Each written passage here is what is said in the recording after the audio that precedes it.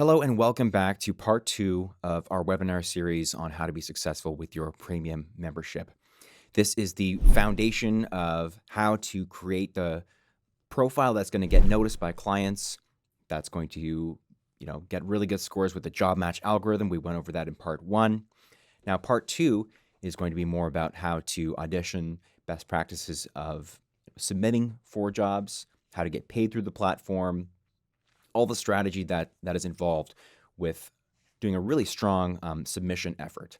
And for today's purposes, we will be focusing on voiceover. That's what this profile in particular is built for. But the same principles do apply whether it's an audio engineering job, whether it's a translation job, or whether it's a job for music. And we went over the other skills and how to add those in the first webinar if you need to go back and check out those. So we've got the homepage here, and we've already gone over that in the first one, but we're going to go over to our hiring page because this is the bread and butter of someone who's got a premium membership on voices.com and submitting to the castings. So as you can see here, we've got a few different pieces of information that at a glance just let us know what the high-level specs are for this job. We've got the title. We've got that this is a featured job. And this is something that the client has chosen for faster turnaround, as you can see there with the explainer text. We know this is in video narration, the role, the word count, the amount of folks that have responded already, and our job match score, and the response deadline. So the more and more you audition, the more you'll start to evaluate, which pieces of information are important to you, what's your focus when you are auditioning. And this is going to be about developing a particular strategy for yourself. So we give you the information, lots of different information, and then you create your own strategy, your own workflow. So this is, 4 responses only. That's pretty good. Probably a good one to audition for. And that is up to you, whatever your strategy is. And here are the different ways that you can sort your auditions. So my advice here today is to maybe have a starting point of choosing responses low to high. Let's choose that for our sorting. So this way we see almost, some of the most fresh jobs, if you will, at the top. Some of the jobs with the least amount of responses, the least amount of competition, the highest chances of, being heard and hired on those projects. So as you can see, the first one's only got 4 responses, then we've got 14, and then 18, and so on. So that's one way you can sort your auditions. Another way you can sort your auditions, and there's lots of different ways, but the other one I'll recommend is the job match one. So based on how we filled out our profile in part 1, so our profile and our portfolio samples are determining our job match score. And the more data we have, the more information we can feed to the algorithm. So, if you have more portfolio samples and you're able to upload a lot of them, that contributes to some great scores. But on the client's view, when they're going through the auditions, they are sorted by default in job match order. So, for this profile, we know that 100% is going to be a pretty visible audition, pretty close to the top. So you're always combining these different factors, both the amount of responses, your job match score, and maybe budget is a big consideration for you. It's entirely up to you. But the speed at which you are able to submit and the job match score, the speed and job match basically contribute to visibility and audition sorting. So let's go back to responses low to high, because my particular strategy today is going to be, jobs that don't have that many auditions yet. Okay, so scrolling down, we'll find a job that we're interested in responding to. We'll choose this ADR voiceover for small art video. So this is where we can get more information about the job. We're getting ready to submit to the project. All right. So here we have all of the information we need to audition. We've got the performance details. We can tell if we're a good fit for the project. And pretty much everything up here should be a good fit based on the profile that you filled out. So if for some reason you're seeing more and more jobs that don't seem to be a high-level fit for you, then it might be the time to go back to the profile to make some edits so that we're truly just sending you jobs that are a complete match. We're not wasting any of your time with any castings. We've got the project requirements. The client has graciously provided a reference link, which is always good to do that type of research. And we have the audience as an interviewer, and we have our script sample. And we tell all our voice talent the same thing. And this goes for the other disciplines as well, audio, translation, whatever it is, you're only submitting a sample of the sample that's provided. Occasionally there will be, a job that requires something a little bit more extensive, maybe a longer recording, but for voiceover in particular, 15 to 20 seconds is all you need to book the job. So it may be tempting to read the whole script, but that is actually just adding more time into your process. And people that hire on a daily basis, they learn a lot in the their very first impression of seeing a sample or listening to audio.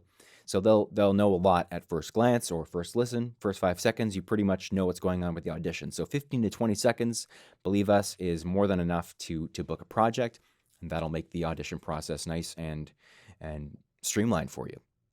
So that's what we recommend.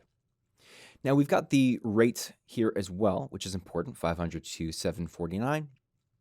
And if you're not sure on what to bid, you can go to our rate card, which is here at the bottom. So I recommend that everybody's got this already downloaded on their computer. But this is where you can do a bit of research on, the best rates to charge and, what's competitive, what's on the high end, what's on the low end. We don't really tell you exactly what to bid. That is entirely up to you. It's an open bidding system. However, most of the time, our advice to talent is that they're sort of bidding on the low end. A lot of the time we're helping talent realize that they can actually bid a little bit higher than they think. But it's good to be familiar with these different categories so you know exactly where you are going to be in the mix. So let's go ahead and reply to this job. And as you can see here, you have the option of either choosing your own earnings, and then you'll see the platform fee is easily just conveniently added on there for you. You don't have to do any of the math. Or maybe you like to fill out the quote section instead of your earnings section and reverse calculate it. So that's entirely up to you. Now for this example, $500 to $749. For a job like this, we'll have a lot of talent ask us, am I allowed to bid that top number, 749, 750 on my earnings section here? So just to illustrate the point. So that essentially brings your overall quote up by quite a bit over the job budget. And we do get a lot of voice talent asking us, is this okay? Well, again, we want to say it's entirely up to you what you bid based on lots of factors, the word count, the client, the rate card that we've established. There might be another rate card that you like to look at. It's completely open. And it's good to know that, yes, a lot of talent will be somewhere up here with you. Not all talent. What we find is that there's a bit of a curve. A lot of talent will bid in the middle. Some talent bid, not many talent, but some talent bid quite close to the low end. Maybe they could bid higher. But then most talent kind of end up somewhere in the middle. And that's just, statistically what happens on a typical job. But you can absolutely feel free to have that overall quote go over budget. There's nothing wrong with that. That's you upselling the client a little bit even. So you can feel entirely free to do that. So when we reply to the job, we have some handy templates that we've created a template section for you. And I'll just show you quickly where that is. So on the My Home menu here, you can go to Response Templates. And this is where you create and edit them. So once you've created your template, that makes for a very speedy audition process where all you have to do is choose the template that you've already created, and all you have to do is put in the client's name. So this is a place that sort of is like a mini cover letter. You want to sell yourself to the client. If there's any particulars about working with you that is included, like 2 free revisions or unlimited revisions, you can type that up, and you also put that in your revision policy. You don't have to have a revision policy. It is optional. But the more and more that talent work on these projects, the more we find that their revision policy and what's included, they kind of develop that as they go. So speed is still the key here, and you can fill that out, and it's good to put in the client's first name if you have that information. Yeah, short, sweet, and professional is really all you need for this. We find that, it's good to have the information there when clients do want to read it, but a lot of the time the audition is enough for the client, and they're not always going out of their way to read up all the different proposals. So you don't really need to overthink it, but if there's information you have to include, do include that. And then there are rare cases where in the job posting, we'll just go back here. So there will be some rare cases where in project requirements, if there are any particular requirements that the client needs you to address in the proposal, right? So sometimes the job will say, we actually need you to give us an answer to a question in the proposal itself. Maybe you have to confirm that you've never worked for a competing brand, or you've never voiced something that might compete in the same sphere. That's just one example of or maybe the client wants to know if you have Source Connect for a live-directed session. So look for those rare occasions where you have to answer a specific requirement. Other than that, you're pretty much using your proposal. And then you select your audition file through here, very simple and straightforward.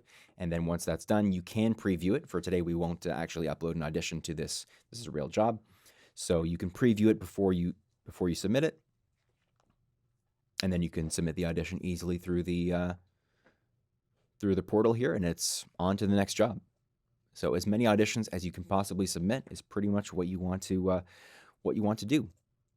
Okay, so once you've submitted auditions, they appear now in the answered folder. So we have started off in the hiring folder to find jobs, and then once we've submitted, they go over to the answered folder.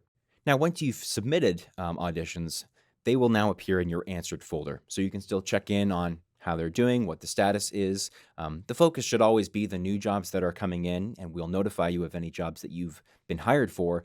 But just so you know, once you've submitted the audition, then it goes over into your answered folder. And then we have these different icons and statuses that we'll go over right here. So in your jobs list, this is how to evaluate the different jobs. So if it's in hiring, absolutely, it's up to you to submit the audition until the deadline date. When it's in deciding, then no new auditions are coming through, but the client will be looking for the talent to choose. Now, offering is something you won't see on jobs you haven't been booked for, but the ones you have been booked for, it'll be offering for your eyes only. And then you'll be able to see jobs that are in working. So whoever's been hired has already, they've seen that offering status, they've accepted it, and they're working on their files. And the agreement has been accepted. And then done, self-explanatory. The payment has been released. And then completed. So, for jobs that you've worked on, it'll show as done. And then completed will show if it's a job that you were not hired on. And then just quickly going over these job icons as well, we quickly looked at featured. So this is an add-on purchased by a client. They're looking for that high turnaround time. So look for the green envelope for a private invitation. And that'll be maybe a higher priority for you if you've been specifically requested to audition for that job. Then, of course, look for the blue V. And that'll be a professional or managed services job, so internally posted. And you'll also want to track the thumbs up and the headphones. That is your shortlist or like. Those terms are sort of interchangeable. So how many jobs that clients are clicking like on your audition. And then the headphone icon will show the listen rate. Lastly, we've got the blue microphone. That's a job that you've already submitted to, but you've archived the job. So now that we've answered jobs and we've been submitting auditions, we do want to go to our stats page. And we did explore this a little bit in the first part of the series, but here in the stats, this is how we can really track our progress, like we talked about a little bit before. And I want to go over some of the thresholds for this. All right, so take the shortlist number that you have, and you want to divide that by the the amount of jobs you've submitted. That'll sort of give you your shortlist rate. So let's say you get 10 shortlists out of 100 auditions. So that's an easy one. That's 10% like rate or shortlist rate. And that's a very good threshold. If you're seeing that you're getting about 10, 15, 20% liked on your auditions, that's a really good place to be. If for some reason you are only getting shortlisted, 1 out of 100 or 2 out of 100, so you're at, 2 or 5% of a shortlist or like rate, then there might be something to look at with the performance or the audio quality. Maybe there's audio issues in there, or maybe it's a performance thing. Maybe it's a suitability thing. So it's important to track your own like percentage or your own shortlist rate. Those terms are interchangeable. Now, same thing goes for your listen rate. So pay close attention to your listen rate and the ratio of that to the amount of auditions you've submitted again. So you're looking to achieve a listen rate of about 75%. Okay, that's definitely important. If you're getting a lower listen rate, then that's going to affect everything else. If you're only seeing 50% listens or 60% listens, then it's possible that you have to audition earlier to the projects, or perhaps you need to have a more robust portfolio and upload more samples because maybe your auditions aren't visible enough. So again, it's important to, like we looked at on the hiring list, look at the different jobs by responses or maybe by job match, just so that you're really visible every time you audition, because you definitely want to be hitting those thresholds, 75 or so listen rate, and then trying to reach at least a 10% shortlist rate or like rate, in order to just know you're on the right track, right? And now for booking ratio, we find that top talent are booking anywhere between 3 to 5% of their auditions. So again, something to track. If you're not seeing those rates, again, it might be a matter of first increasing the listen rate, or it might be one of these other things that we talked about, like following direction, audio issues. It could be suitability for the role, performance. All right, so we're going to be going back to that same job we were looking at just to talk about some of the direction, the audio, the suitability, and the performance, because those are all important. So like I said, if you're not seeing the shortlist rate or the hiring rate that you'd like, you want to make sure your performance is there. You want to make sure that you're following the direction on every job. So that's both the role, paying attention to the audience, something that's believable and conversational for this job in particular. But this is actually a good example. A lot of clients are pushing toward that very real person, believable, conversational type of read. So to contrast, sometimes there are announcer jobs that get posted, but it's just important to only deliver the character that's being requested, right? So that has to do with performance. Now for audio, you do have to make sure that your audio is, broadcast ready audio quality. So for this job and every job, they're going to be looking for audio that's good and loud. And if you have to check your levels, just go and listen to other demos on the Voices website just to compare them against your audition levels and see if you're at that same level. You'll want to make sure there's no room noise or mouth noise, no pops or clicks, no hum or hiss, no echo, no reverb. You got to have a good acoustically dry space to record, or a walk-in closet, or a studio or spare bedroom that's been converted to a studio, just something that's not going to give you that echo. And then, of course, auditioning on a professional microphone. So if there are any deficiencies in the home setup, then those definitely will contribute to the listen rate, the like rate, and all that stuff. And then the suitability. Again, we touched on this, but if overall you're submitting to jobs that the suitability is not there, maybe the accent isn't perfected yet. Maybe you're auditioning to a voice age that's not quite authentic to you. So that will affect suitability, and that can definitely drive hireability. So that might take you back to the first webinar, where it's just all about setting up the profile properly so that we're really only sending you jobs that are perfectly suitable for you. Okay.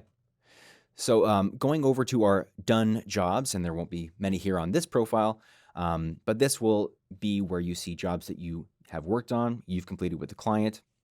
So we see here, this is a job that we've already auditioned for. It was a private invite. We've got the information all here, and then we can also click into the job itself if we'd like. And then it would go to the archived, which is the final tab here. And we haven't archived any on this profile. But just keep in mind that when archiving, if it's a job you've already submitted to, you may not want to archive it too early, because archiving any job will actually remove you from the client's list as well. So it's important to, don't archive any live, active, they're still deciding on the talent. You definitely wouldn't want to archive those projects, because that will actually remove you from the client's list. So just be careful while archiving that you're not doing that to anything that is going to take you out of the running.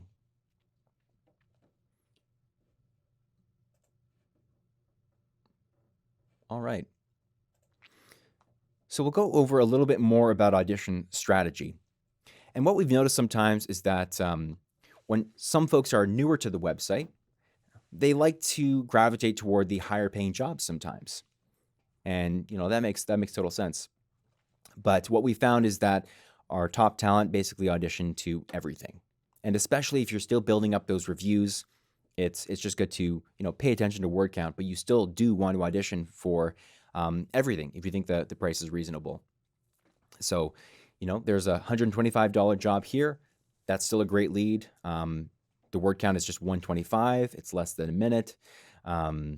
That's definitely worth auditioning for, as is this $1,200 job or $1,500 job. So it's a job that maybe this could turn into a repeat client. You honestly never know. And anyone that's been really successful on the platform, a lot of those reviews have been built through the lower paying jobs, not just the high paying jobs. So think of the lower paying jobs as contributing to the entire audition effort, and everything counts. It's better to submit as many auditions as possible, just to make the most of the platform.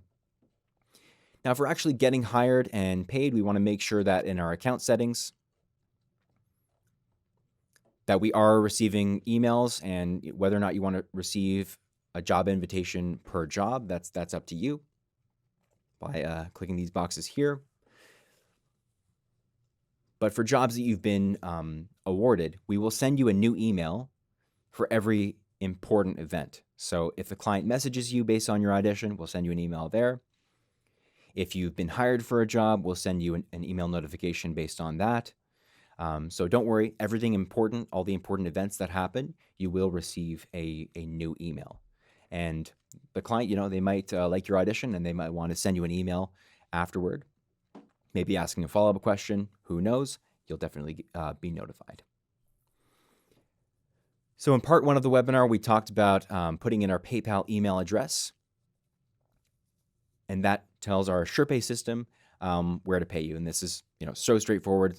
Again, so many of our talent love this about the platform, is how easy SurePay is to use. All you do is give us your PayPal email address, and then we know where to send the funds. And as you can see here, the timing for being paid is the following Friday. So once you've finished everything you need to do on the project, and on the client side, they've authorized the release of funds, so they're on their side happy with all of the work you provided.